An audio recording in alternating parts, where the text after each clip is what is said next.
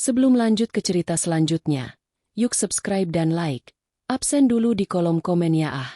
Jalanan menanjak menuju kawasan puncak pagi itu diselimuti kabut tipis. Seolah alam sedang berusaha menyembunyikan sesuatu dari mata dunia.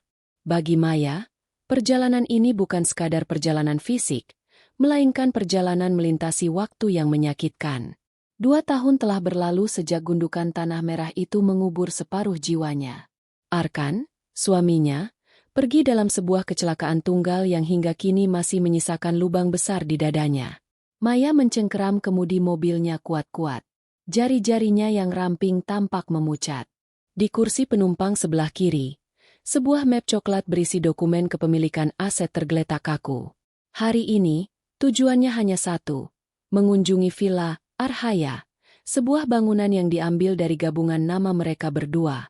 Villa itu adalah kado ulang tahun pernikahan kelima yang diberikan Arkan tepat 1 bulan sebelum kecelakaan itu terjadi. Kita akan menua di sana, Maya. Menanam mawar, membaca buku, dan melihat matahari terbenam tanpa gangguan klakson Jakarta. Bisik Arkan kala itu.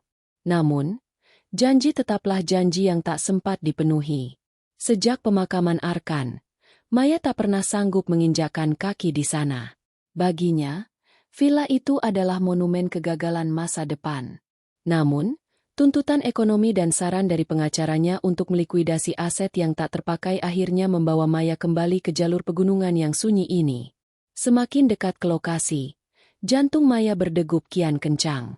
Ia membayangkan gerbang besi yang berkarat, halaman yang dipenuhi ilalang setinggi pinggang, dan dinding putih yang mungkin sudah berlumut dimakan cuaca pegunungan yang lembab. Ia sudah menyiapkan mental untuk melihat kehancuran.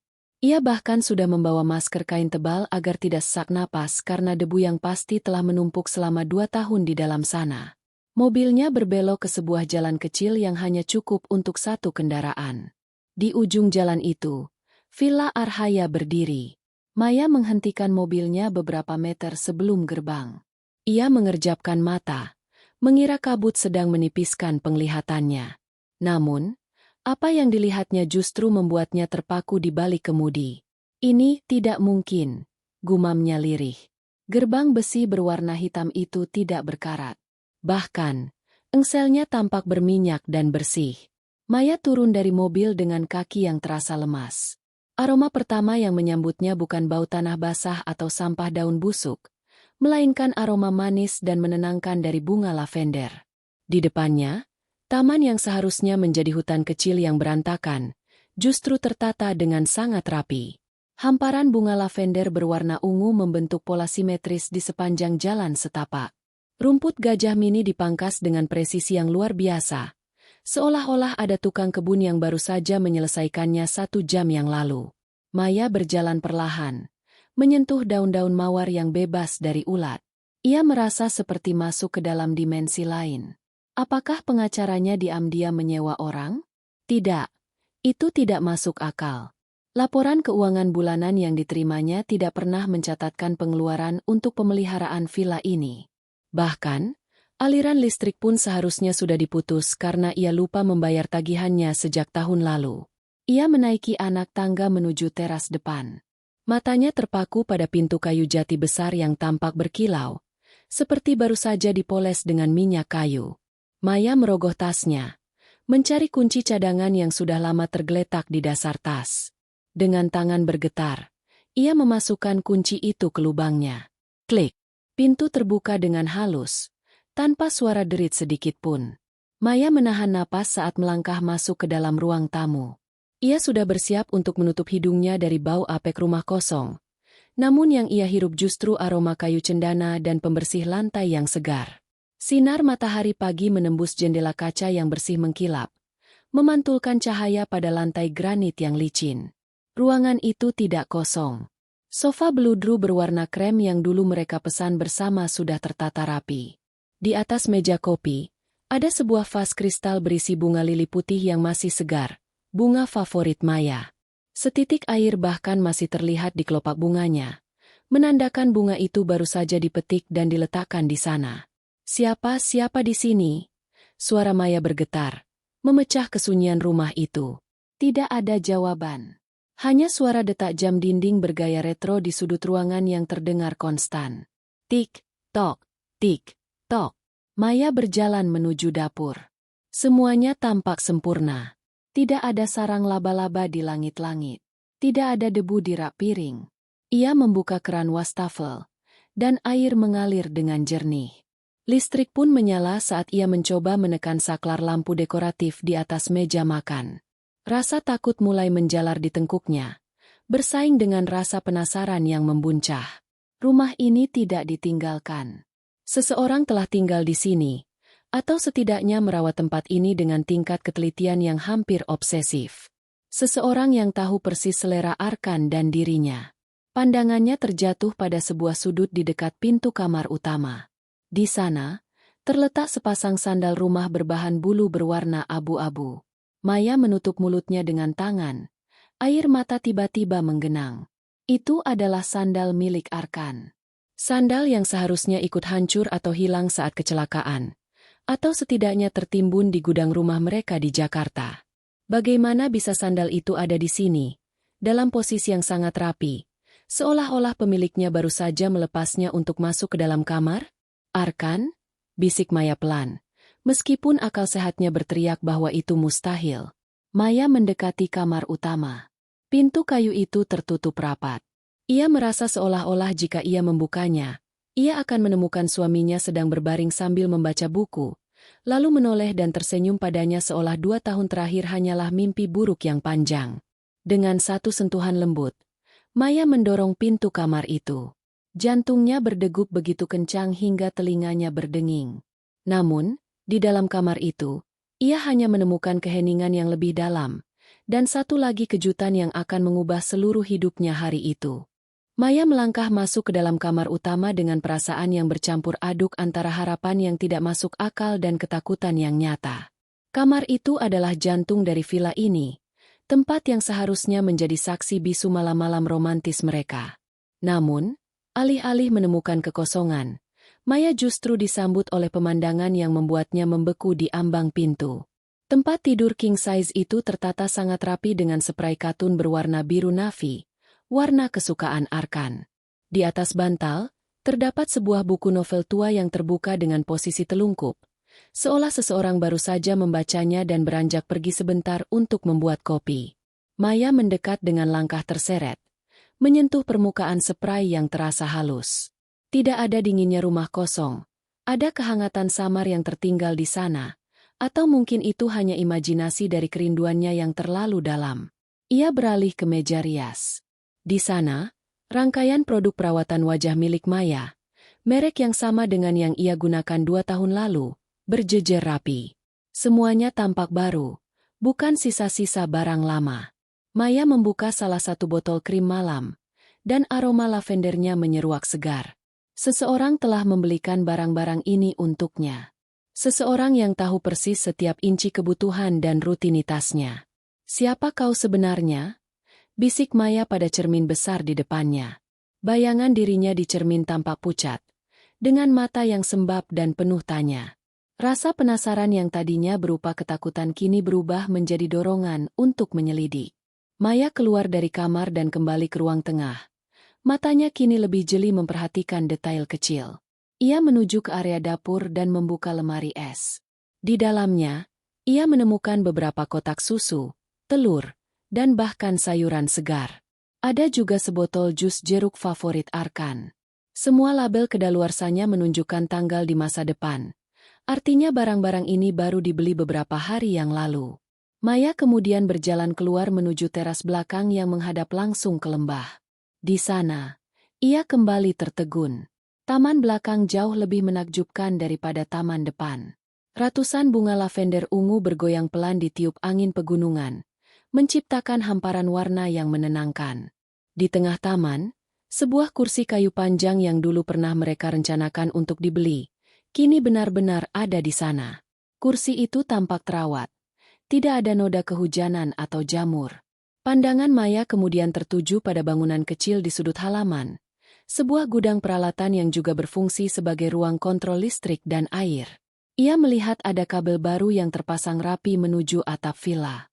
Sepertinya ada sistem keamanan atau komunikasi yang baru saja ditingkatkan. Maya kembali ke dalam rumah, mencari sesuatu yang bisa memberikan petunjuk nyata.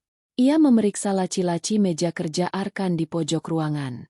Di sana, ia menemukan sebuah tumpukan koran lokal dari 1 bulan terakhir. Beberapa berita telah dilingkari dengan pulpen hitam. Berita-berita itu berkaitan dengan perkembangan bisnis properti di Jakarta. Perusahaan yang dulu dikelola oleh Arkan dan kini dipimpin oleh dewan direksi yang seringkali berselisih dengan Maya. Mengapa penghuni rumah ini mengawasi bisnis Arkan? Pikir Maya. Tiba-tiba, pandangannya tertuju pada sebuah benda kecil yang berkedip di sudut langit-langit ruang tamu. Sebuah kamera CCTV mungil dengan lensa yang tampak sangat canggih. Maya teringat bahwa Arkan memang sangat protektif soal keamanan. Namun ia tidak menyangka kamera-kamera ini masih aktif. Ia mencari-cari di mana letak monitor atau alat perekamnya. Ia teringat sebuah lemari rahasia di bawah tangga yang dulu Arkan sebut sebagai pusat saraf, rumah mereka. Maya bergegas ke sana, menarik pintu kecil yang tersamar dengan panel kayu dinding. Di dalamnya, sebuah lampu indikator berwarna hijau menyala terang dari sebuah perangkat server. Ada sebuah layar monitor kecil dan sebuah keyboard yang tertutup debu tipis. Satu-satunya tempat yang tampaknya agak terabaikan dibandingkan bagian rumah lainnya. Dengan tangan yang masih gemetar, Maya menyalakan monitor tersebut. Layar itu berkedip sebentar sebelum menampilkan antarmuka sistem keamanan profesional. Ia melihat ada 6 kotak di layar yang menampilkan sudut-sudut berbeda dari villa tersebut. Gerbang depan, taman lavender, teras belakang, ruang tamu, dapur, dan lorong kamar. Maya menarik napas panjang. Ia meraih tetikus, mouse, dan mulai mengakses menu arsip rekaman. Ia ingin tahu siapa yang menyiram bunga-bunga itu. Ia ingin tahu siapa yang meletakkan bunga lili segar di meja makan pagi ini. Ia ingin tahu siapa yang berani memakai sandal suaminya dan tidur di ranjang mereka. Ia memundurkan rekaman ke pukul 6 pagi tadi. Layar menunjukkan suasana ruang tamu yang masih remang. Tak lama kemudian, sebuah bayangan muncul dari arah dapur. Sosok itu tinggi, bahunya lebar, dan gerakannya sangat familiar di mata Maya. Sosok itu berjalan perlahan menuju meja makan, meletakkan vas bunga, lalu berhenti sejenak di depan foto pernikahan Maya dan Arkan yang terpajang di dinding. Maya menutup mulutnya dengan kedua tangan. Jantungnya berpacu begitu cepat hingga ia merasa oksigen di sekitarnya menipis. Sosok di layar itu mengenakan hoodie gelap, namun postur tubuhnya, cara dia berdiri dengan sedikit bertumpu pada kaki kanan, adalah sesuatu yang sangat Maya kenali. Tidak mungkin. Lirih Maya. Air mata mulai mengalir deras membasahi pipinya. Ia memajukan rekaman sedikit demi sedikit, berharap sosok itu berbalik ke arah kamera. Di layar, sosok itu tampak mengusap bingkai foto tersebut dengan sangat lembut. Sebuah gerakan penuh kasih sayang yang dulu selalu Arkan lakukan sebelum ia berangkat kerja. Lalu, saat pria itu berbalik untuk menuju pintu belakang, lampu sensor di teras menyala terang, menyinari wajahnya selama beberapa detik sebelum ia menarik tudung hoodie-nya lebih rendah. Maya jatuh terduduk di lantai yang dingin.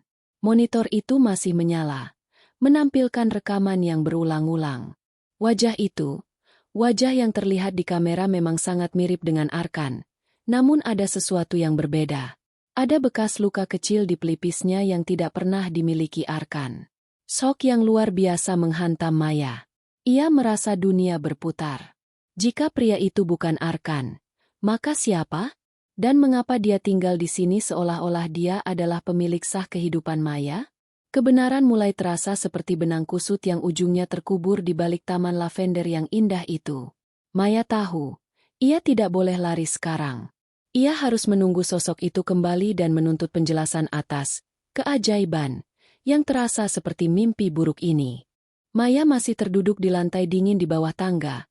Matanya tak lepas dari layar monitor yang kini menampilkan butiran noise statis dari rekaman yang telah habis diputar. Jantungnya berdentum di balik rongga dada, menciptakan irama yang menyakitkan. Sosok di layar itu, meski hanya terlihat sekilas di bawah cahaya sensor yang tajam, telah merobek kenyataan yang selama 2 tahun ini ia bangun dengan susah payah. Dunia ini tidak mungkin sekejam ini, Arkan. bisiknya pada kegelapan di bawah tangga.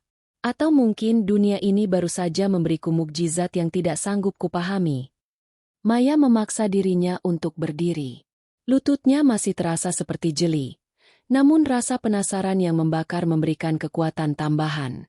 Ia tidak bisa hanya dia menunggu di ruang kendali yang sempit ini. Ia harus mencari bukti fisik. Jika pria itu benar-benar tinggal di sini, pasti ada jejak kehidupan yang lebih nyata daripada sekadar rekaman digital. Ia kembali ke ruang tamu, kali ini dengan mata seorang detektif. Ia mendekati vas bunga lili putih di atas meja. Ia menyentuh kelopak bunganya yang lembab. Masih segar. Di bawah vas tersebut, ia menyadari ada sesuatu yang sebelumnya luput dari pandangannya. Sebuah tatakan gelas kecil berbahan kayu.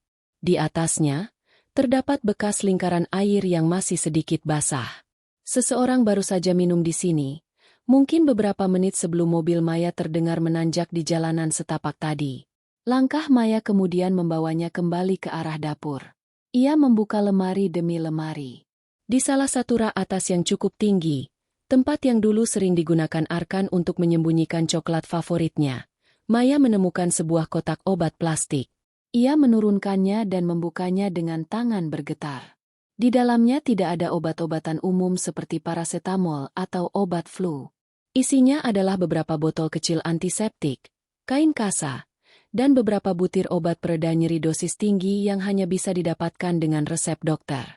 Di dasar kotak, ada sebuah botol salep untuk menyamarkan bekas luka. Maya teringat bekas luka di pelipis pria dalam rekaman CCTV tadi. Dia terluka, gumam Maya. Dan dia merawat dirinya sendiri di sini.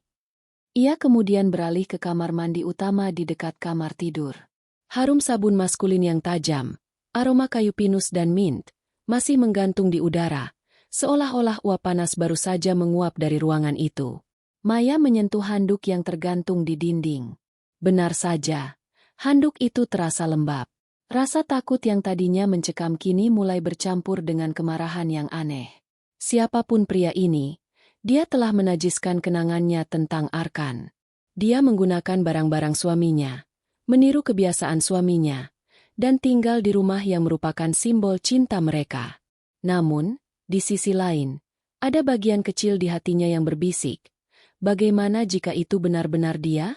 Bagaimana jika kecelakaan itu adalah sebuah kekeliruan besar? Maya berjalan menuju jendela besar di ruang tengah. Menatap hamparan lavender di luar.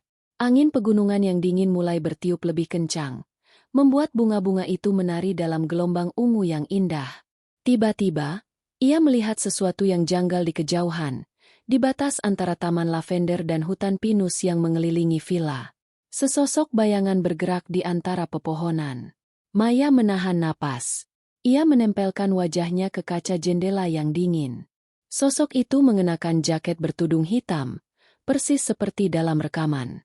Pria itu tidak berjalan ke arah villa, melainkan tampak sedang memeriksa sesuatu di pagar pembatas belakang. Gerakannya tenang, efisien, dan penuh kewaspadaan. Tanpa berpikir panjang, Maya berlari menuju pintu belakang. Ia tidak peduli jika pria itu berbahaya. Ia tidak peduli jika ini adalah jebakan. Ia harus tahu. "Hei!" teriak Maya saat ia berhasil membuka pintu geser kaca dan berlari ke teras. Sosok itu membeku.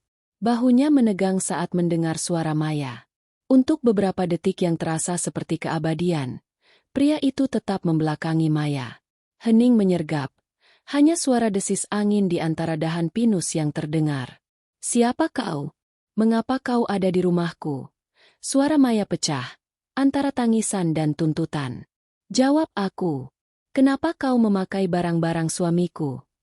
Pria itu perlahan mulai memutar tubuhnya. Maya mencengkeram pagar balkon teras. Jarinya memutih. Saat wajah itu perlahan terungkap dari balik bayangan tudung jaket, Maya merasa oksigen di sekitarnya mendadak hilang. Wajah itu memiliki rahang yang tegas, hidung mancung yang sama, dan sorot mata yang identik dengan pria yang ia cintai. Namun, ada gurat kelelahan yang luar biasa di sana. Dan bekas luka di pelipis itu. Luka itu tampak seperti bekas luka bakar yang sudah mengering namun masih menyisakan kemerahan. "Maya." Suara itu rendah, serak, dan penuh dengan kepedihan yang tak terlukiskan. Maya terhuyung ke belakang. Suara itu suara Arkan, namun dengan nada yang lebih berat, seolah-olah telah melewati ribuan malam tanpa tidur. Arkan? Kau masih hidup, bisik Maya. Air mata kini tumpah tak terbendung. Bagaimana mungkin? Aku yang menguburkanmu. Aku melihat peti itu. Pria itu tidak mendekat. Ia tetap berdiri di perbatasan antara taman dan hutan, seolah-olah ada garis tak kasat mata yang melarangnya untuk melangkah lebih jauh. Jangan mendekat, Maya, ucap pria itu dengan nada memohon. Kau tidak seharusnya ada di sini. Kau tidak seharusnya kembali ke villa ini sekarang. Ini belum aman. Belum aman. Maya berteriak, mengabaikan peringatan itu dan mulai menuruni anak tangga menuju taman. 2 tahun aku hidup seperti mayat berjalan. 2 tahun aku menangis setiap malam. Dan kau ada di sini? Merawat bunga? Menyiram tanaman? Maya, berhenti. Tepat saat Maya akan mencapai hamparan lavender, pria itu bergerak dengan kecepatan yang luar biasa, menghadang langkah Maya namun tetap menjaga jarak sekitar 2 meter. Di bawah cahaya matahari yang kini lebih terang, Maya bisa melihat bahwa pria ini tampak lebih kurus, lebih keras, dan matanya terus bergerak waspada memantau sekeliling bukit di belakang mereka. Aku bukan hantu, Maya, tapi aku juga bukan Arkan yang kau ingat, katanya dengan nada getir. Pergilah. Sekarang juga. Sebelum mereka menyadari kalau kau ada di sini. Siapa mereka? Tuntut Maya. Namun sebelum pria itu bisa menjawab, suara mesin mobil yang menderu keras terdengar dari arah jalan utama di depan villa. Suara itu bukan suara mobil biasa. Itu terdengar seperti iring-iringan kendaraan besar. Pria itu mengumpat pelan. Ia menatap Maya dengan tatapan yang penuh kerinduan sekaligus ketakutan yang amat sangat. Masuk ke dalam. Maya, kunci pintu. Jangan bersuara. Apapun yang kau dengar, jangan keluar sampai aku memanggilmu.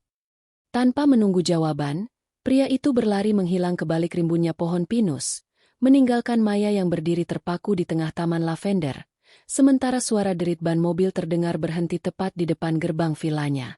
Jejak yang mustahil itu kini berubah menjadi ancaman yang nyata. Suara deru mesin mobil di depan gerbang terdengar seperti dentum martir di telinga Maya. Jantungnya berpacu liar. Perintah pria yang wajahnya sangat mirip dengan Arkan itu masih terngiang jelas. Masuk ke dalam, kunci pintu, jangan bersuara. Namun, kaki Maya seolah terpaku di tanah di tengah hamparan lavender. Ia melihat sebuah mobil SUV hitam mewah dengan kaca gelap berhenti tepat di depan gerbang besi. Tidak ada yang turun.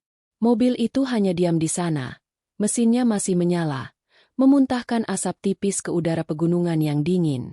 Maya merasa seperti sedang diawasi oleh predator dari balik kaca gelap tersebut. Keberanian yang dipicu oleh amarah tadi perlahan menguap, digantikan oleh naluri bertahan hidup yang mendesak. Maya berbalik dan berlari masuk ke dalam villa. Ia membanting pintu kaca geser, menguncinya, lalu berlari ke pintu depan untuk memastikan semua gerendel telah terpasang. Ia mematikan lampu ruang tamu, membuat bagian dalam villa tenggelam dalam remang cahaya siang yang tertutup gorden tipis. Dari celah gorden, Maya mengintip. Mobil SUV itu perlahan bergerak mundur, berputar arah, lalu melaju pergi meninggalkan kepulan debu. Maya terduduk di balik jendela. Napasnya tersengal. Siapa mereka? Dan apakah mereka yang dimaksud sebagai ancaman oleh pria misterius tadi? Setelah hampir setengah jam dalam keheningan yang mencekam, Maya memutuskan ia tidak bisa hanya diam. Ia butuh jawaban yang tidak berasal dari bayangan di hutan. Ia teringat pada Pak Jaja, penjaga villa di sebelah.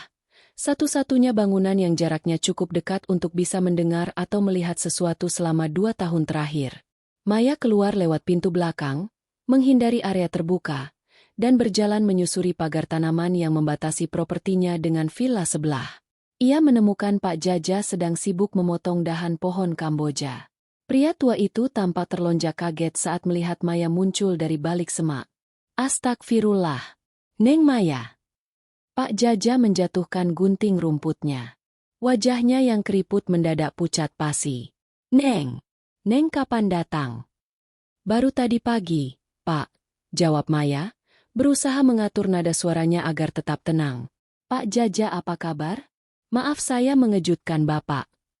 Pak Jaja tidak menjawab. Matanya terus melirik ke arah Villa Arhaya dengan gelisah.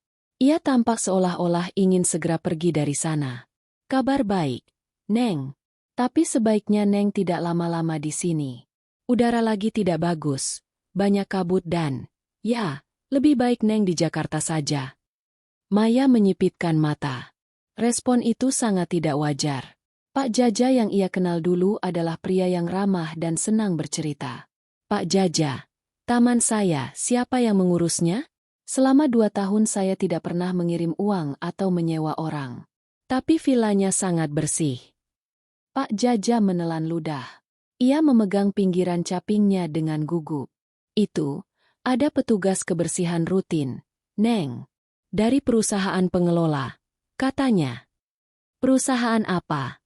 Pak, saya tidak pernah menandatangani kontrak apapun, desak Maya.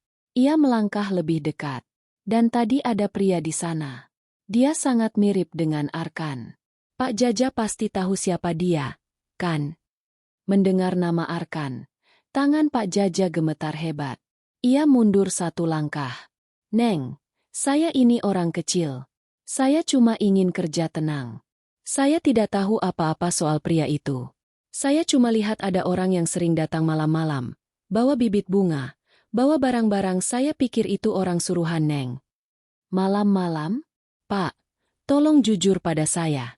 Apa Bapak pernah melihat wajahnya dengan jelas? Pak Jaja terdiam cukup lama.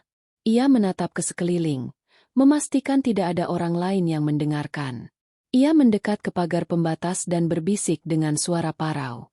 Neng Maya, jangan tanya lagi. Di sini banyak mata. Orang-orang yang datang dengan mobil hitam itu. Mereka bukan orang sembarangan. Mereka sering datang menanyakan apakah ada orang yang tinggal di Villa Neng. Lalu apa jawaban Bapak? Saya bilang tidak tahu. Saya bilang villa itu kosong sejak Pak Arkan meninggal. Pak Jaja menyeka keringat di dahinya meskipun udara dingin. Tapi pria yang Neng maksud dia pintar.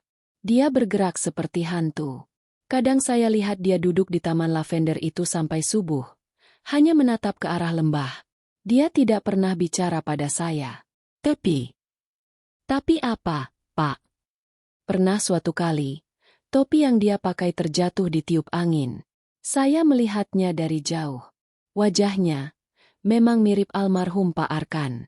Tapi ada luka besar di kepalanya. Saya langsung masuk rumah dan mengunci pintu. Saya takut. Neng, saya takut itu arwah penasaran atau orang jahat yang menyamar. Maya merasakan sensasi dingin merayapi punggungnya. Dia bukan arwah, Pak. Dia nyata. Barusan dia bicara pada saya. Wajah Pak Jaja semakin pucat. Kalau dia bicara, berarti urusannya sudah lain. Neng Maya, saran saya, pergi dari sini sebelum matahari terbenam. Jangan buka pintu untuk siapapun. Kalau Neng tetap di sini, Neng hanya akan menarik perhatian mereka yang lebih berbahaya. Sebelum Maya sempat bertanya lebih jauh, Pak Jaja langsung memungut peralatannya dan berjalan cepat menuju bagian belakang vilanya tanpa menoleh lagi. Ia seolah-olah baru saja membocorkan rahasia negara yang bisa mencelakakannya. Maya berdiri terpaku di batas pagar. Informasi dari Pak Jaja hanya menambah teka-teki baru. Pria itu, siapapun dia, telah merawat villa ini secara rahasia, di bawah ancaman orang-orang bermobil hitam, dan dia melakukannya dengan dedikasi yang luar biasa hingga membuat taman itu mekar sempurna. Saat Maya kembali ke villanya, ia melihat sesuatu yang berbeda di teras depan. Sebuah amplop kecil berwarna biru tua terselip di bawah gagang pintu. Warna biru yang persis dengan kartu ucapan yang dulu sering Arkan berikan. Dengan tangan gemetar, Maya mengambil amplop itu. Tidak ada nama pengirim, hanya sebuah angka yang ditulis dengan tulisan tangan yang sangat ia kenal. Tulisan tangan yang miring ke kanan dan tegas. 8.822. Maya teringat sesuatu. Itu bukan sekadar angka acak. Itu adalah kode. Tapi kode untuk apa? Ia kembali masuk ke dalam rumah, mengunci pintu, dan langsung menuju ke ruang bawah tangga. Pandangannya tertuju pada monitor CCTV dan sistem server yang tadi ia temukan. 8.822, gumamnya. Ia mencoba memasukkan angka itu pada kolom password cadangan di layar monitor. Begitu tombol enter ditekan, layar yang tadinya hanya menampilkan rekaman kamera, mendadak berubah. Sebuah folder tersembunyi terbuka, menampilkan ratusan file video dengan judul tanggal yang sangat rapi. Maya mengeklik file paling atas yang bertanggal kemarin. Layar menampilkan pria bertudung itu sedang duduk di ruang tamu, tepat di kursi tempat Maya sering duduk dulu. Pria itu melepas tudungnya, menghadap langsung ke arah kamera tersembunyi, seolah-olah ia tahu bahwa suatu hari Maya akan melihatnya. Di bawah cahaya lampu ruangan, wajah itu terlihat jelas. Maya tersedak isak tangisnya sendiri. Pria itu bukan Arkan. Dia adalah Reno, adik laki-laki Arkan yang dilaporkan ikut tewas dalam kecelakaan mobil yang sama 2 tahun lalu. Maya, ucap Reno di dalam video tersebut. Suaranya terdengar sangat lelah namun penuh kasih. Kalau kau membaca kode ini dan melihat video ini, berarti waktuku sudah hampir habis. Kau harus tahu kebenaran tentang kecelakaan itu. Arkan tidak meninggal karena remblong. Dia dibunuh. Dan aku adalah satu-satunya saksi yang mereka pikir sudah jadi abu. Maya jatuh berlutut.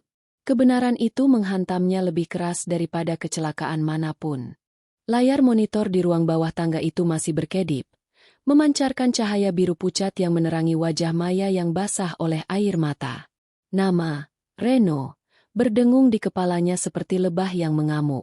Reno, adik iparnya yang periang, yang selalu memiliki lelucon untuk setiap situasi canggung, dan yang selama 2 tahun ini ia tangisi sebagai korban kedua dalam tragedi itu. Bagaimana mungkin? Bisik Maya pada kesunyian. Ia menekan tombol play pada file video selanjutnya. Kali ini, Reno tampak sedang duduk di meja kerja Arkan. Di latar belakang, terlihat jam dinding menunjukkan pukul 2 pagi. Wajah Reno tampak lebih tirus, tulang pipinya menonjol, dan tatapannya tajam, jauh dari sosok pemuda manja yang Maya kenal dulu. Maya, suara Reno di rekaman itu terdengar lebih stabil. Aku tahu kau pasti bingung. Kau mungkin takut. Tapi dengarkan aku baik-baik. Selama 2 tahun ini, aku hidup di antara bayang-bayang. Aku menggunakan identitas orang mati untuk tetap hidup. Villa ini adalah satu-satunya tempat yang tidak mereka awasi secara ketat karena mereka pikir kau tidak akan pernah sanggup kembali ke sini. Reno berhenti sejenak, meminum air dari gelas plastik. Mereka yang kubicarakan adalah orang-orang yang menginginkan proyek Lembah Hijau, milik Arkan. Kakakku menemukan bahwa ada aliran dana ilegal yang masuk ke rekening perusahaan dari pihak luar. Dia ingin melaporkannya, tapi mereka bergerak lebih cepat. Sore itu, saat kami di jalan tol, itu bukan kecelakaan, Maya. Ban mobil kita ditembak dari jarak jauh. Mobil terguling, dan saat aku merangkak keluar, aku melihat mereka memastikan Arkan tidak bergerak lagi. Maya menutup mulutnya, menahan jeritan. Bayangan Arkan yang terjebak di dalam mobil yang hancur menghantuinya seketika. Aku selamat karena aku terlempar ke semak-semak sebelum mobil meledak. Lanjut Reno dalam video. Aku melihat pemakaman kami dari kejauhan. Maya, aku melihatmu menangis di depan 2 peti mati. Salah satu peti itu kosong, hanya berisi pemberat dan pakaianku. Aku ingin berlari memelukmu. Tapi jika mereka tahu aku hidup, mereka akan mencariku, dan mereka akan menggunakanmu untuk memancingku keluar. Jadi, aku memilih untuk tetap mati. Rekaman itu berakhir. Maya merasa seluruh sendinya lemas. Ia menyadari bahwa selama ini ia telah ditipu oleh laporan polisi, oleh media, dan oleh musuh-musuh Arkan yang bersembunyi di balik jas mahal mereka. Maya mulai menggeledah folder-folder lain. Ia menemukan bahwa Reno tidak hanya bersembunyi. Dia sedang mengumpulkan bukti. Ada foto-foto dokumen kontrak, rekaman suara percakapan telepon yang disadap, dan daftar nama pemegang saham yang terlibat dalam konspirasi tersebut. Tiba-tiba, monitor tersebut berbunyi beep panjang. Sebuah peringatan merah muncul di layar. Sensor Strigret, Perimeter West. Maya tersentak. Itu adalah sensor di area taman belakang, dekat hutan pinus tempat Reno menghilang tadi. Ia segera mengganti tampilan monitor ke kamera live. Di layar, ia melihat pergerakan. Bukan Reno. Ada dua orang pria bertubuh tegap mengenakan pakaian serba hitam sedang berjalan mengendap-endap di antara pepohonan pinus. Mereka memegang alat pelacak genggam yang lampunya berkedip merah. Salah satu dari mereka menunjuk ke arah villa, lalu ke arah gudang peralatan. Mereka kembali. Batin Maya panik. Ia teringat kata-kata Pak Jaja tentang mobil hitam dan orang-orang yang mencari tahu keberadaan penghuni villa. Jika mereka menemukan Reno, atau jika mereka tahu Maya ada di sini dan sudah melihat isi server ini, nyawa mereka berdua terancam. Maya dengan cepat mencari cara untuk menyalin data tersebut. Ia menemukan sebuah flash disk yang sudah tercolok di bagian belakang server. Seolah-olah Reno memang menyiapkannya untuk dibawa lari sewaktu-waktu. Ia menekan perintah copy, namun bar kemajuan di layar bergerak sangat lambat. 15%, 20%. Sambil menunggu, Maya kembali memperhatikan kamera CCTV. Kedua pria itu kini sudah mencapai batas pagar lavender. Salah satu dari mereka mengeluarkan sesuatu dari sakunya, sebuah pemotong kawat. Mereka tidak lewat gerbang depan yang terpantau jelas. Mereka mencoba masuk lewat celah buta di samping villa. Ayo, cepat. Desak Maya pada layar monitor. 45%. 50%. Tiba-tiba, lampu di dalam villa padam. Seluruh ruangan menjadi gelap gulita. Layar monitor pun mati. Maya membeku. Jantungnya seolah berhenti berdetak. Mereka sudah memutus aliran listrik dari luar. Sekarang, ia berada di dalam rumah yang gelap, terkunci, sementara dua orang asing bersenjata sedang berusaha masuk. Di tengah kegelapan itu, Maya mendengar suara gesekan halus dari arah pintu belakang. Seseorang sedang mencoba membuka kunci digital yang kini mati karena tidak ada daya. Maya teringat bahwa pintu itu memiliki kunci manual di bagian bawah. Ia merangkak di lantai, berusaha tidak menimbulkan suara. Dalam kegelapan, indera pendengarannya menjadi berkali-kali lipat lebih tajam. Ia mendengar langkah kaki berat di atas teras kayu. Krak! Suara dahan kering yang terinjak. Tiba-tiba, sebuah tangan membekap mulutnya dari belakang. Maya hampir saja berteriak dan meronta, namun sebuah bisikan yang sangat ia kenal masuk ke telinganya. Diam! Ini aku. Jangan bersuara sedikit pun. Aroma kayu pinus dan mint. Itu Reno. Reno menarik Maya ke sudut yang lebih gelap, di balik lemari besar yang menyatu dengan dinding. Maya bisa merasakan napas Reno yang memburu dan tubuhnya yang tegang. Reno memegang sebuah linggis kecil di tangan kanannya. Mereka sudah di teras, bisik Reno. Nyaris tak terdengar. Aku sudah memindahkan data ke server cadangan di cloud sebelum mereka memutus kabelnya. Sekarang, kita harus keluar dari sini sebelum mereka mulai menggunakan gas atau mendobrak pintu. Tapi lewat mana? Tanya Maya gemetar. Reno menunjuk ke arah lantai di bawah karpet ruang tamu. Arkan membangun villa ini dengan jalur darurat ke gudang bawah tanah yang tembus ke lereng bukit. Dia selalu tahu bisnis ini berbahaya. Maya. Dia hanya tidak pernah menyangka akan secepat itu. Saat itu juga, suara kaca pecah terdengar dari ruang depan. Para penyusup itu sudah masuk. Suara kaca yang pecah di ruang depan terdengar seperti ledakan di tengah kesunyian villa yang mencekam. Maya tersentak. Namun dekapan tangan Reno di bahunya mengisyaratkan agar ia tetap tenang. Di dalam kegelapan yang hampir total, hanya cahaya bulan yang masuk dari celah gorden yang memberikan siluet samar benda-benda di sekitar mereka. Ikuti gerakanku, bisik Reno. Suaranya sedingin es namun penuh otoritas. Jangan sampai sepatumu berdecit di lantai. Reno menarik ujung karpet bulu di ruang tengah yang luas. Di bawahnya, sebuah penutup kayu yang tersamar sempurna dengan lantai parket terlihat. Reno meraba pinggirannya, menekan sebuah tuas kecil yang tersembunyi, dan pintu rahasia itu terbuka tanpa suara. Ada tangga besi curam yang mengarah ke kegelapan di bawah sana. Turun duluan. Ada senter kecil di dinding sebelah kanan begitu kau sampai di bawah. Instruksi Reno. Maya menuruni tangga itu dengan jantung yang berdebar kencang. Begitu kakinya menyentuh lantai semen yang dingin di bawah, ia segera meraba dinding dan menemukan senter LED kecil. Ia menyalakannya, namun segera menutup ujung lampu dengan telapak tangannya agar cahayanya tidak menyorot ke atas. Di atas, Reno menutup kembali pintu rahasia itu dan menyusun karpet seperti semula tepat sebelum langkah kaki berat terdengar masuk ke ruang tamu. Dari bawah, Maya bisa mendengar suara langkah itu. Setidaknya ada 2 orang. Kosong. Dia tidak ada di sini. Suara seorang pria dengan nada kasar terdengar melalui celah kayu. Cek kamar. Jangan biarkan perempuan itu lolos.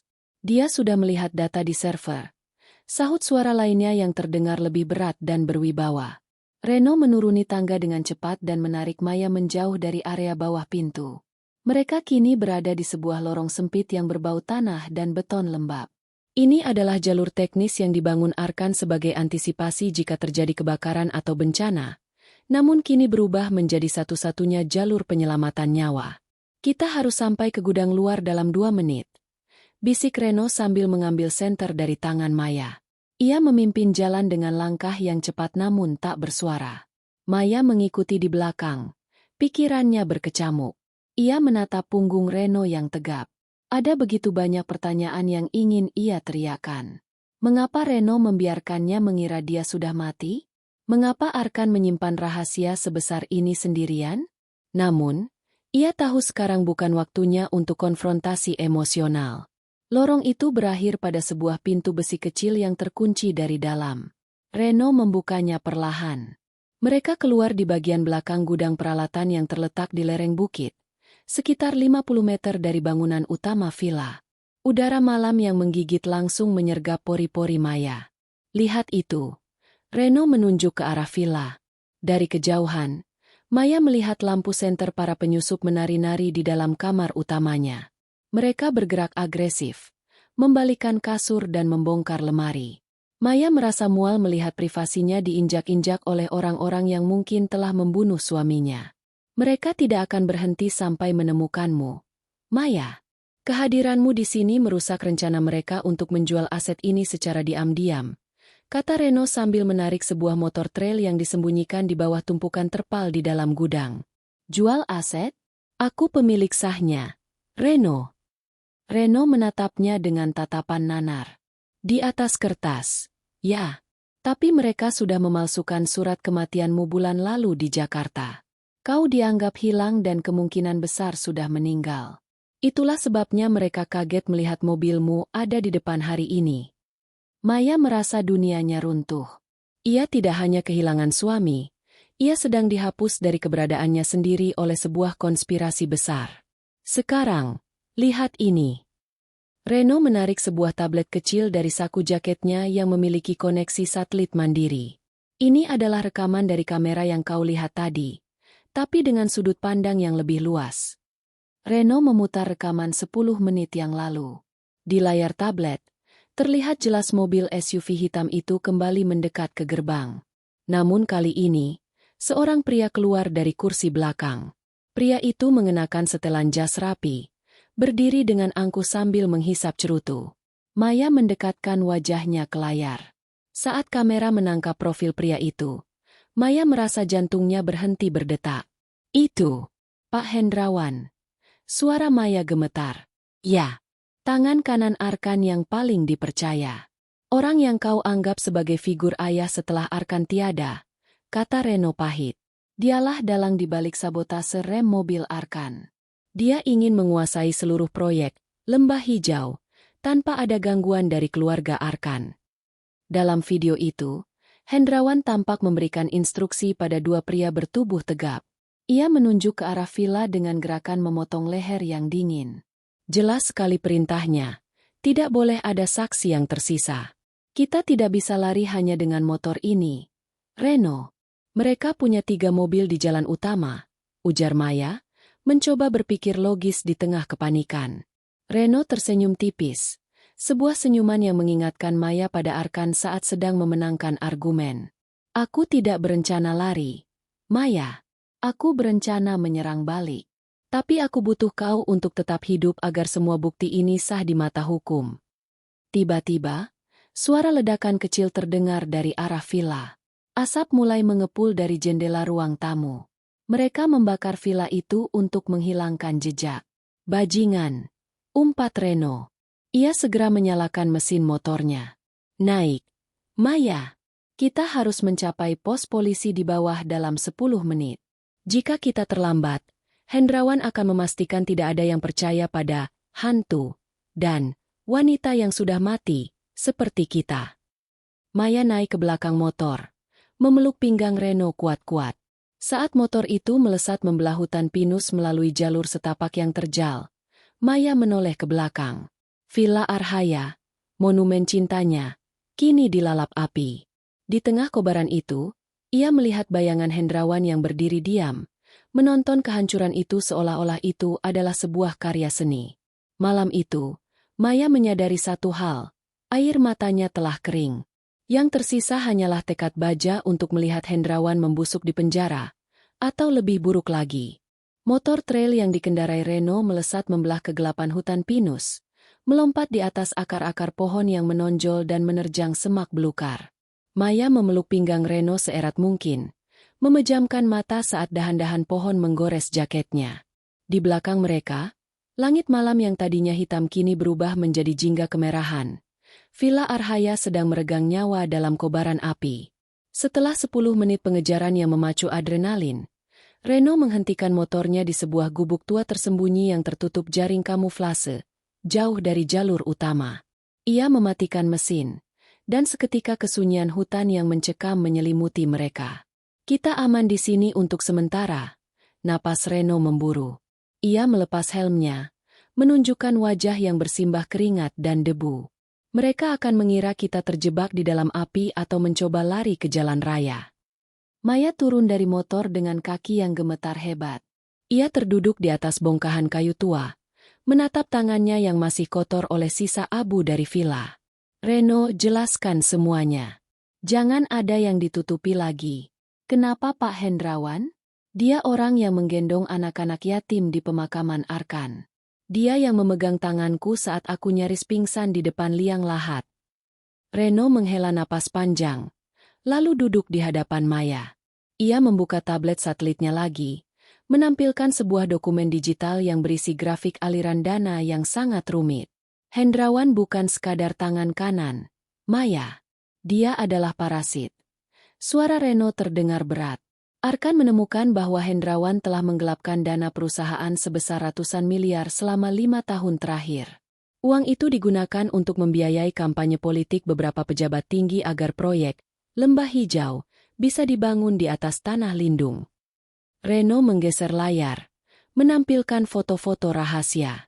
Arkan punya bukti otentik. Dia berencana menyerahkan bukti itu ke KPK tepat sehari setelah hari kecelakaan itu. Tapi Arkan terlalu percaya pada orang. Dia memberitahu Hendrawan bahwa dia memberinya kesempatan untuk menyerahkan diri secara baik-baik. Maya menutup wajahnya dengan telapak tangan. Kebodohan Arkan yang paling besar adalah kebaikannya sendiri. Persis. Reno mengangguk getir. Sore itu, di jalan tol, Hendrawan mengirim orang untuk memastikan Arkan tidak pernah sampai ke gedung KPK. Dan saat kecelakaan itu terjadi, aku yang duduk di kursi belakang melihat mobil hitam yang sama dengan yang tadi ada di depan gerbang. Mereka tidak menolong. Mereka berhenti hanya untuk memastikan mobil itu meledak. Reno terdiam sejenak. Matanya menatap kosong ke arah kegelapan hutan.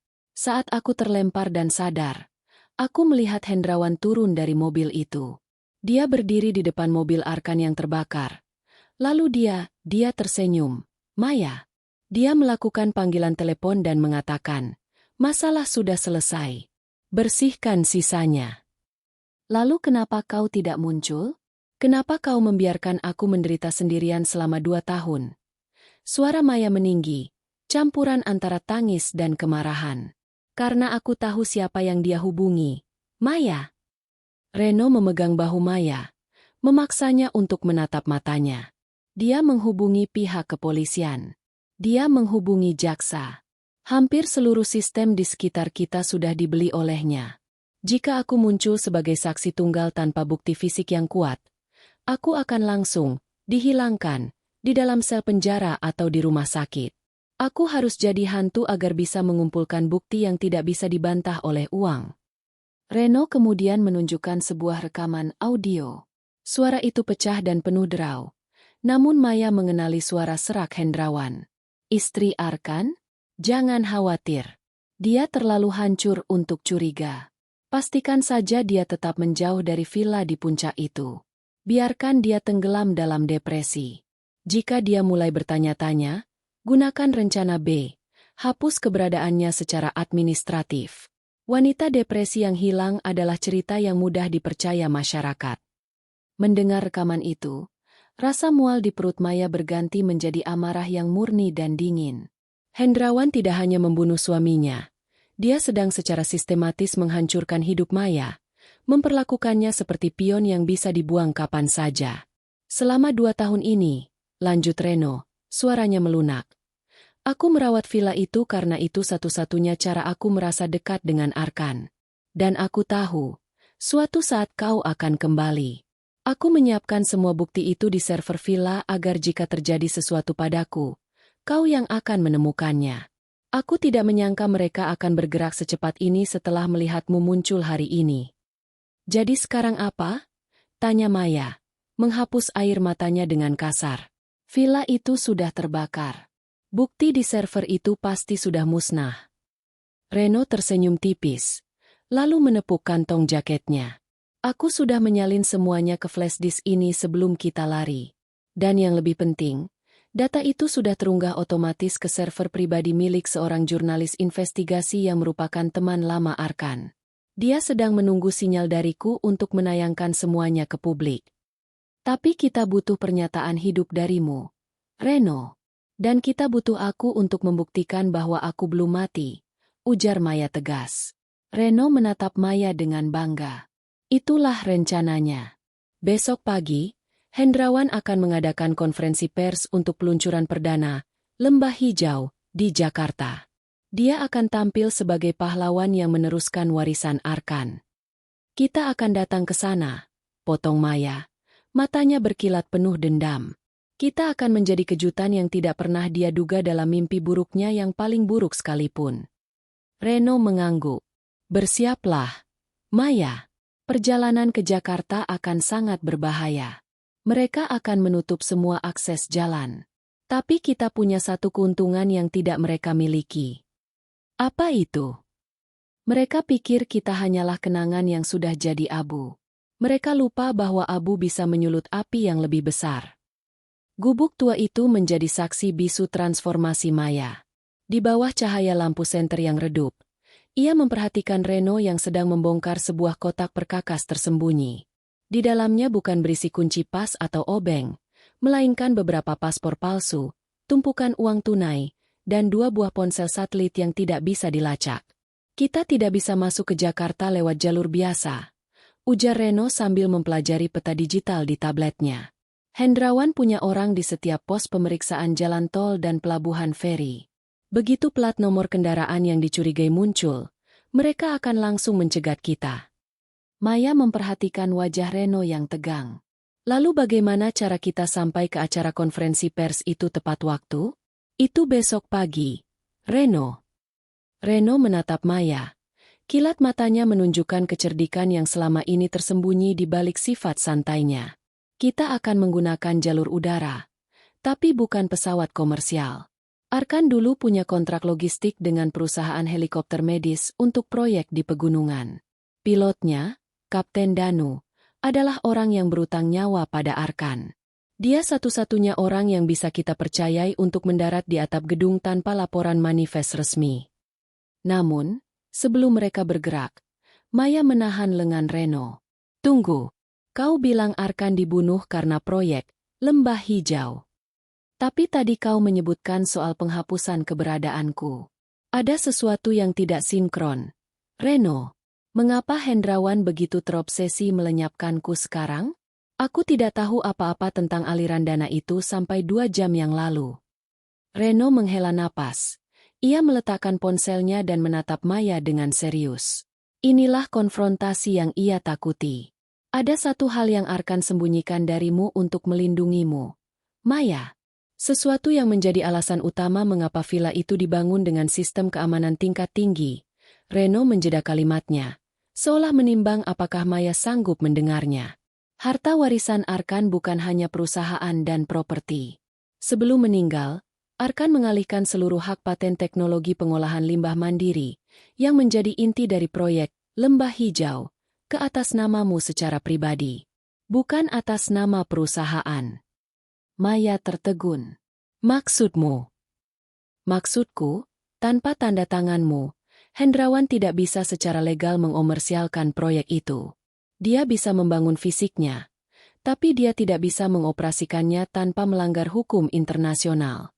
Selama 2 tahun ini, dia mencoba memalsukan tanda tanganmu, tapi gagal karena Arkan menggunakan sistem enkripsi biometrik yang hanya bisa diaktifkan oleh sidik jari dan retina matamu yang asli. Kesadaran itu menghantam Maya seperti gada besi. Itulah sebabnya ia dibiarkan hidup namun diisolasi dalam depresi. Dan itulah sebabnya, ketika ia memutuskan untuk kembali ke villa dan mulai terlihat aktif, Hendrawan panik. Jika Maya tidak bisa dikendalikan atau dipalsukan kematiannya, maka harta karun senilai triliunan rupiah itu akan tetap terkunci. Dia bukan hanya ingin membunuhku, dia ingin menghapus hak milikku, desis Maya. Tepat. Dan besok, di konferensi pers itu, dia berencana mengumumkan bahwa kau telah menyerahkan seluruh hak paten tersebut kepadanya sesaat sebelum kau menghilang karena gangguan jiwa. Dia sudah menyiapkan dokumen palsu dan saksi ahli yang sudah dibayar. Kemarahan Maya kini mencapai titik didih. Keberaniannya bukan lagi muncul dari rasa takut, melainkan dari rasa keadilan yang terinjak-injak. Kalau begitu, kita tidak akan sekadar datang untuk memberikan bukti. Kita akan datang untuk mengambil kembali apa yang menjadi hak Arkan. Reno mengangguk mantap. Kapten Danu akan menjemput kita di koordinat Bravo, 3 kilometer dari sini melalui jalur hutan. Kita harus bergerak sekarang. Perjalanan menuju titik penjemputan adalah ujian fisik bagi Maya. Mereka merayap di bawah rimbunnya pohon, menghindari sorot lampu helikopter patroli yang mulai menyisir area villa yang terbakar. Reno bergerak seperti bayangan, sesekali berhenti untuk memastikan tidak ada kabel jebakan atau sensor gerak yang dipasang oleh anak buah Hendrawan di jalur pelarian tersebut. Saat mereka mencapai sebuah lapangan kecil di puncak bukit, suara baling-baling helikopter terdengar mendekat. Sebuah helikopter tanpa lampu navigasi mendarat dengan cepat, menimbulkan badai debu yang menyesakkan. Masuk! Cepat! Teriak Reno di tengah kebisingan. Di dalam helikopter, Kapten Danu menyambut mereka dengan anggukan singkat. Tidak ada kata-kata, hanya tatapan penuh pengertian. Saat helikopter terangkat dari tanah, Maya melihat ke bawah. Dari ketinggian, ia bisa melihat api yang masih melalap Villa Arhaya. Di kegelapan malam, api itu tampak seperti luka terbuka di atas gunung. Reno, panggil Maya di sela suara mesin. Setelah semua ini selesai, apa yang akan kau lakukan? Kau tidak bisa terus menjadi hantu. Reno menatap keluar jendela, ke arah kerlip lampu kota Jakarta yang mulai terlihat di Cakrawala. Aku akan menuntut nama baikku kembali, Maya. Dan aku akan memastikan Arkan bisa beristirahat dengan tenang karena tahu bahwa orang yang paling dia cintai telah membalaskan dendamnya dengan cara yang paling terhormat. Maya memegang flash disk di kantongnya. Di dalamnya terdapat kehancuran Hendrawan. Di sampingnya duduk Reno, sang saksi hidup yang bangkit dari kubur. Mereka adalah 2 orang yang dianggap sudah mati oleh dunia.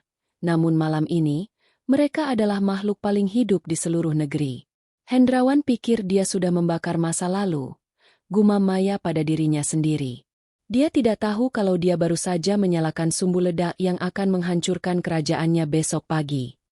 Helikopter itu menembus awan, melaju kencang menuju jantung ibu kota, membawa kebenaran yang akan meledakkan konspirasi paling berdarah dalam sejarah bisnis keluarga mereka. Helikopter medis itu mendarat dengan senyap di atas landasan pacu pribadi sebuah gedung rumah sakit yang terbengkalai di pinggiran Jakarta, hanya beberapa kilometer dari lokasi konferensi pers Hendrawan. Kapten Danu mematikan mesin, namun baling-baling masih berputar pelan, memotong udara pagi yang lembab. Aku hanya bisa mengantar sampai sini. ujar Danu dengan nada rendah. Mobil sudah menunggu di bawah. Semoga beruntung. Reno. Untuk Arkan. Reno mengangguk singkat, lalu menarik Maya keluar. Di dalam mobil yang telah disiapkan, Reno membuka sebuah koper hitam. Di dalamnya terdapat setelan jas formal yang sangat rapi untuk pria dan sebuah gaun elegan berwarna hitam pekat untuk Maya. Bukan sekadar pakaian, itu adalah baju zirah mereka untuk pertempuran di ruang publik. Gunakan ini, Maya, kata Reno sambil menyerahkan sebuah kotak beludru kecil. Ini adalah anting-anting yang memiliki kamera mikro dan transmitter langsung ke jurnalis investigasi kita. Apapun yang kau lihat dan dengar akan terekam secara permanen di server awan. Sambil berganti pakaian di dalam mobil yang melaju, Reno memberikan sebuah kejutan terakhir. Ia mengeluarkan sebuah tablet yang berbeda dari sebelumnya. Tablet ini memiliki pelindung baja. Ada satu file yang belum kau lihat. Maya, file ini terenkripsi dengan nama, untuk istriku. Aku baru berhasil membukanya semalam dengan kunci biometrik cadangan yang tertinggal di server villa. Reno menyerahkan tablet itu. Maya menerima tablet itu dengan tangan bergetar. Layar menyala, menampilkan wajah Arkan. Video itu tampaknya direkam di dalam mobil, hanya beberapa jam sebelum kecelakaan maut itu terjadi. Arkan tampak lelah, namun matanya memancarkan ketenangan yang luar biasa. Maya, sayangku, jika kau melihat ini, berarti kekhawatiran terburukku telah menjadi kenyataan. Aku sedang dalam perjalanan menuju Jakarta, dan aku merasa ada yang mengikutiku sejak keluar dari gerbang kantor. Hendrawan sudah tahu bahwa aku memegang kartu matinya. Arkan menarik napas panjang, tersenyum tipis ke arah kamera seolah-olah ia bisa melihat Maya di masa depan. Jangan pernah merasa bersalah karena tidak ada di sampingku saat ini. Aku sengaja menjauhkanmu agar kau aman. Di bawah kursi penumpang villa, ada sebuah brankas kecil. Kodenya adalah tanggal pertama kali kita bertemu. Di sana ada surat kuasa mutlak. Tapi lebih dari itu, Maya, aku ingin kau tahu bahwa kau adalah kekuatan yang sesungguhnya. Jangan biarkan mereka mengambil suaramu. Jika aku harus pergi, pergilah ke depan publik. Mereka takut pada cahaya, dan kau adalah matahari bagi hidupku. Video berakhir dengan suara benturan keras di latar belakang. Mungkin saat mobil pengintai mulai mendekati Arkan. Maya memeluk tablet itu di dadanya. Air matanya tidak lagi mengalir. Rasa sedihnya telah mengkristal menjadi keberanian yang dingin dan tajam. Dia tahu. Reno. Dia sudah tahu semuanya. Bisik Maya. Dan dia percaya padamu untuk menyelesaikannya, sahut Reno. Mobil berhenti di depan Hotel Grand Mulia, tempat konferensi pers megah proyek Lembah Hijau berlangsung. Ratusan wartawan dari media nasional dan internasional sudah memenuhi lobi. Spanduk raksasa bergambar wajah Hendrawan bersanding dengan logo perusahaan Arkan terpampang dengan angkuh. Kita tidak bisa lewat pintu depan. Penjagaan sangat ketat dengan pemindai wajah, ujar Reno. Ia mengeluarkan 2 kartu identitas pers palsu. Kita akan masuk sebagai kru teknis dokumentasi dari media asing. Ikuti aku. Mereka menyusup melalui pintu samping, melewati lorong-lorong staf yang sibuk. Berkat panduan dari Danu yang mengenal tata letak gedung, mereka berhasil sampai ke balik panggung aula utama. Dari balik tirai beludru merah, Maya bisa melihat Hendrawan sedang berdiri di podium, memegang mikrofon dengan penuh percaya diri. 2 tahun yang lalu, kita kehilangan seorang visioner besar, Arkan Wijaya. Suara Hendrawan menggema melalui pengeras suara, terdengar sangat meyakinkan dalam kepura-puraannya. Hari ini, dengan restu dari keluarganya yang sedang beristirahat dalam kedamaian, saya dengan bangga mengumumkan bahwa Lembah Hijau resmi beroperasi. Seluruh hak paten telah diserahkan sepenuhnya demi kemajuan bangsa. Tepuk tangan riuh memenuhi ruangan. Hendrawan tersenyum lebar, tampak seperti orang paling berkuasa di ruangan itu. Sekarang, bisik Reno sambil menekan tombol di ponselnya. Aktifkan kamera antingmu. Begitu aku mematikan proyektor utama mereka, kau melangkah ke panggung. Aku akan memutar video dari Arkan langsung ke layar raksasa itu. Kau sendiri? Tanya Maya khawatir. Aku akan muncul tepat saat dia mencoba menyangkal keberadaanmu. Aku adalah hantu yang akan mengunci pintu keluar baginya. Reno memberikan sebuah remote kecil ke tangan Maya. Tekan ini jika keadaan menjadi kacau. Ini akan memicu alarm kebakaran di seluruh gedung agar polisi segera masuk. Maya menarik napas panjang, merapikan gaun hitamnya. Ia menatap bayangannya di cermin kecil di dinding. Ia bukan lagi Maya yang rapuh, yang menangisi nisan di bawah hujan. Ia adalah Maya yang kembali dari villa penuh rahasia, pembawa kebenaran dari balik abu. Sekarang, perintah Reno. Lampu aula tiba-tiba padam. Proyektor yang tadinya menampilkan slide presentasi, lembah hijau, mendadak berkedip, lalu menampilkan wajah Arkan dalam ukuran raksasa. Suara Arkan yang tenang namun tegas memenuhi ruangan.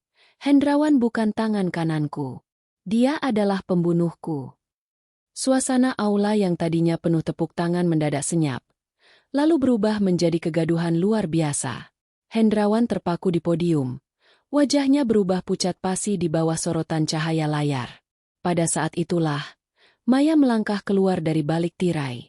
Ia berjalan dengan anggun menuju tengah panggung, tepat di samping Hendrawan yang gemetar.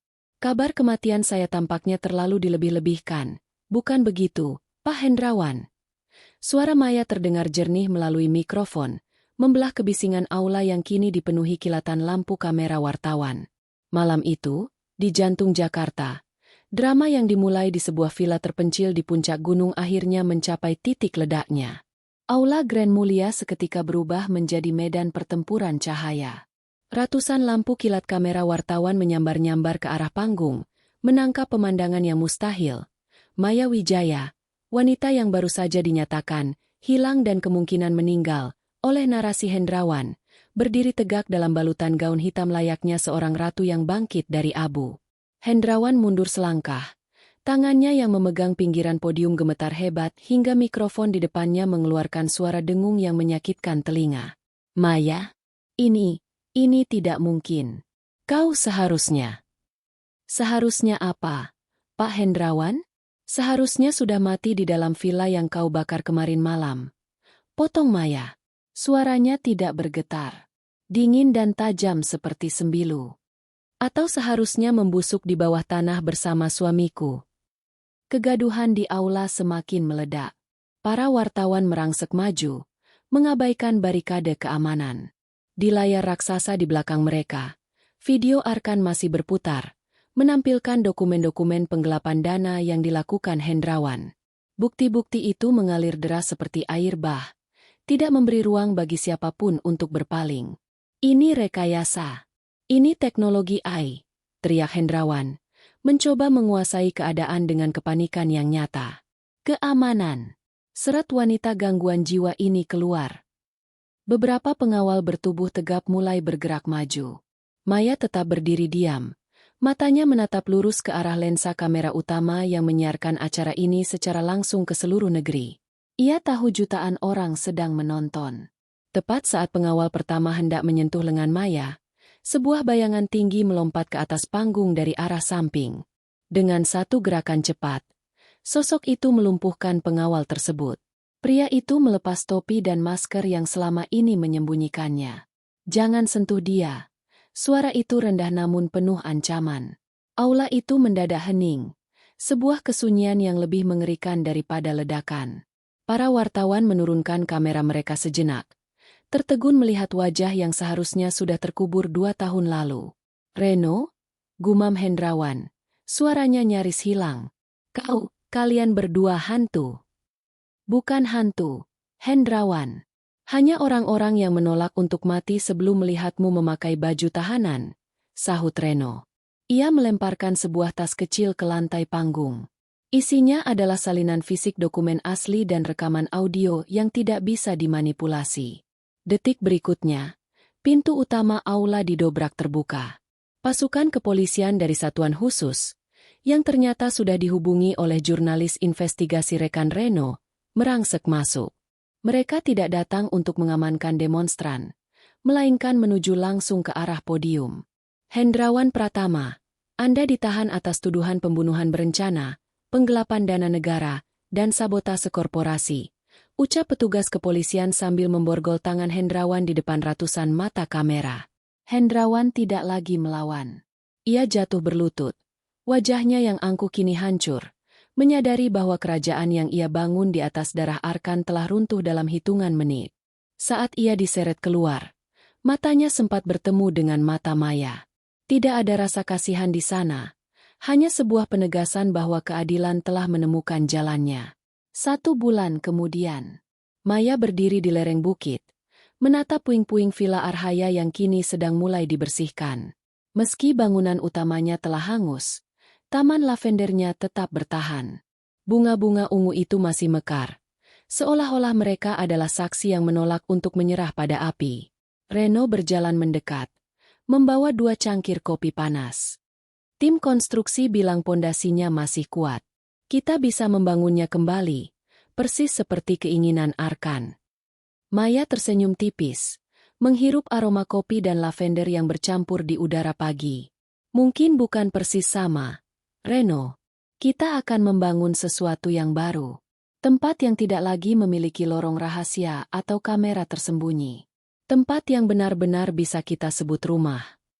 Proyek Lembah Hijau kini telah diambil alih oleh yayasan yang dipimpin Maya, dengan pengawasan ketat dari pemerintah. Nama Arkan dibersihkan, dan Reno kini menjabat sebagai direktur operasional, tidak lagi perlu bersembunyi di balik bayangan. Kau tahu, ujar Maya sambil menatap matahari yang terbit di balik gunung. Selama 2 tahun, aku pikir cinta Arkan telah berhenti saat kecelakaan itu.